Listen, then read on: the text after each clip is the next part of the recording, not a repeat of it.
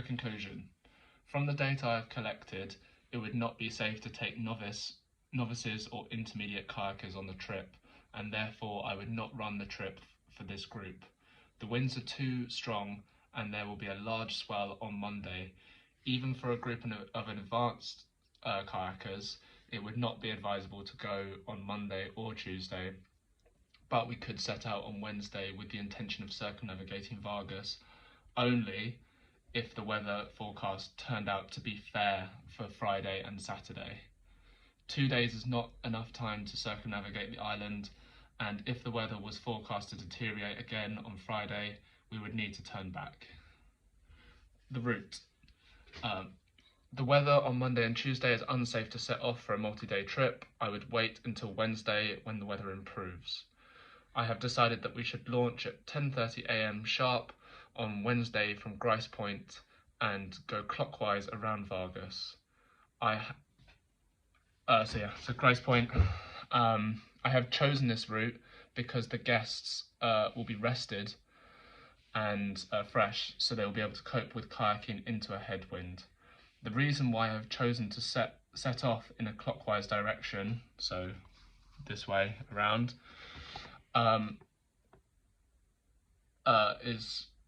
is because there are safe places where we can stop if the weather deteriorates. So there's lots of beaches around here that we can stop at.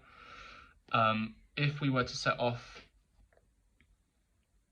anti-clockwise, the first section is nice and sheltered, but once we go past Razier Point, then it's exposed to wind and there's not many places where we can safely stop. It would be impossible to circumnavigate Vargas Island in 2 days, so I will need Friday and Saturday. I do not know what the weather will be at this point on Friday and Saturday, therefore I would make my first overnight stop around the corner from Moser Point. So here's Moser Point, and I would plan to stop at this beach here. I would make my first overnight stop around the corner from Moser Point so I can listen to the forecast and decide if we are going to continue around the island. If the forecast turns out to be bad for Thursday, Friday and Saturday, then we are not far from Grice Point and we can easily head back on Thursday morning. Wednesday, day 1. So after launching from Grice Point, I would island hop. So here's Grice Point. I would island hop to Felice, then I'd go round Felice and I'd go to Stubbs, and then I would go from Stubbs to Wickaninnish. I would go round here to the shortest point, the crossing point, and then I'd go to Moser Point, and then we'd make our way to the other beach that we're going to land at.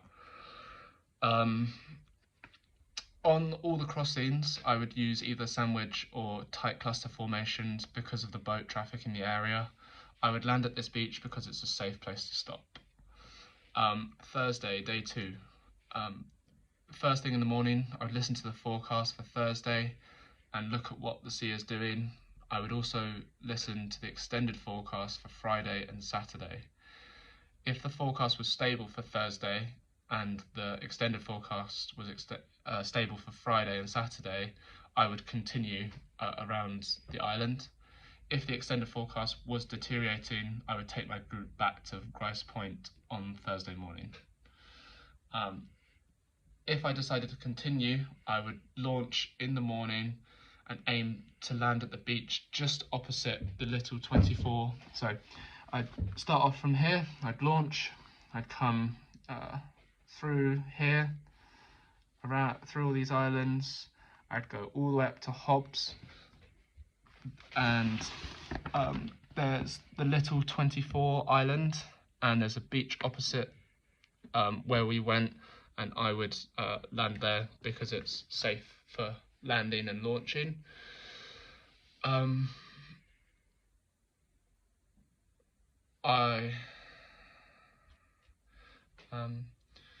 We would launch at 9 a.m.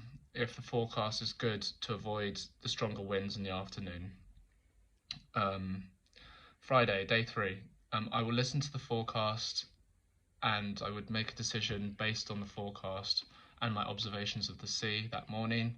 If the forecast predicted bad weather, I would wait for a window of good weather before setting off. Because we have been on a short trip, we will still have supplies of food and water if we need to wait for good weather. So I would, on the Friday, I'd be here, and if the weather was bad, I wouldn't go, but I would go this way through Kharma's Passage, through Elbow Bank, and to Razia Point. I would launch in the morning at 9 a.m. and go through Kharma's Passage, past Elbow Bank, and land at the beach just around the corner from Razia Point. So this beach here, this is where I would land. And then on Saturday, day 4, we would launch in the morning and make our way back to Grice Point. I would follow the coastline clockwise back to Moser Point. Then I would cross to Wickaninnish Island. So from here, I'd go to Moser Point. Then I would cross to Wickaninnish. I would go round to here. I would cross again to Stubbs. Then I would cross to Felice, go around, and I'd cross back to Grice Point. Obviously, in reality, I would not be taking groups out of season. I would be working within the more stable weather months of June to August. I would take longer to circumnavigate with two-day stops, which would allow my guests to enjoy their kayaking trip and appreciate their surroundings.